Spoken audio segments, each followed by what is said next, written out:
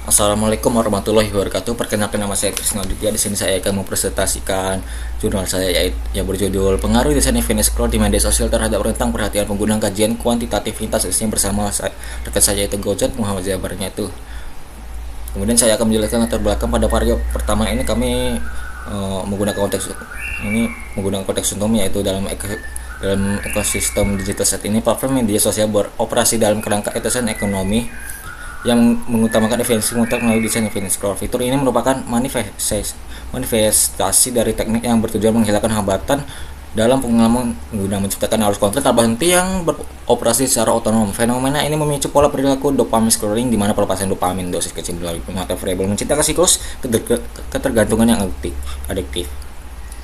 Perilaku ini seringkali terjadi bukan karena pilihan rasional, melainkan akibat kegagalan kontrol diri dan pemicu otomatis yang menjebak pengguna dalam konsumsi pasif.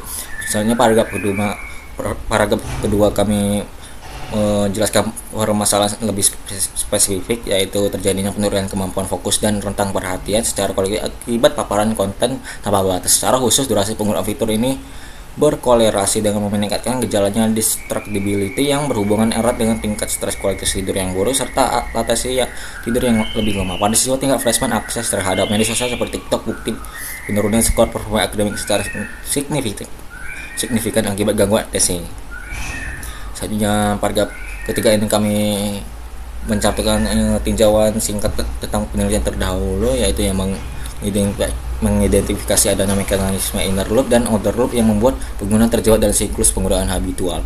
Kemudian aktivitas scrolling ini digambarkan sebagai kondisi hanyut yang menyebabkan reduksi temporal di mana perhatian hanya terpusat pada saat ini tanpa penyelesaian makna yang mendalam.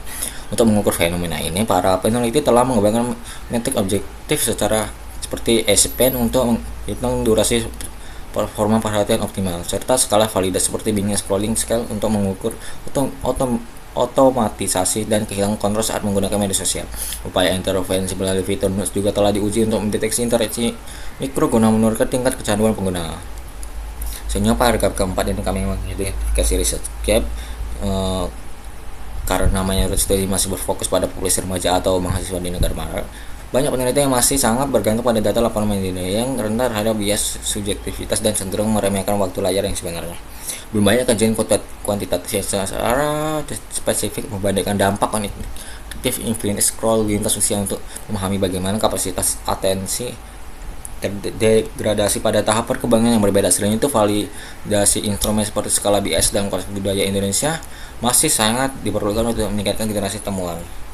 Saatnya paragraf kelima ini kami memberikan solusi, yaitu penelitian mengusulkan kajian kuantitatif forensial lintas usia untuk menguji pengaruh desain infinite scroll terhadap rentang perhatian. Analisa akan dilakukan menggunakan metode regresi linear berganda untuk mengukur besarnya pengaruh variabel pengguna fitur terhadap penurunan fokus, serta one way ANOVA untuk menguji perbedaan signifikan rentang perhatian antar kelompok usia.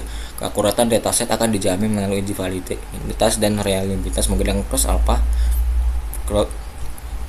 Dan ini juga akan menganalisis peran fear of missing out atau FOMO sebagai variabel mediator yang menjelaskan mekanisme emosi yang dibalik gangguan kognitif tersebut.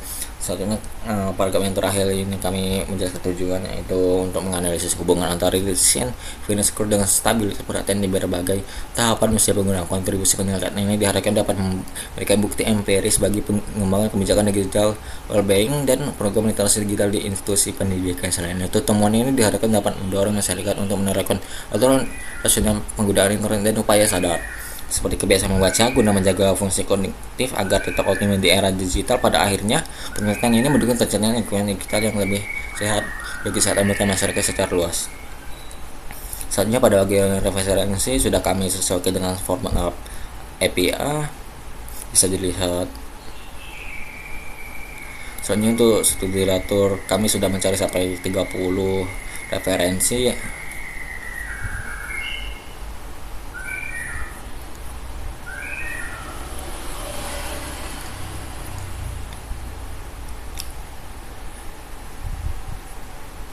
Baik, sekian presentasi dari saya. Saya akhiri. Wassalamualaikum warahmatullahi wabarakatuh.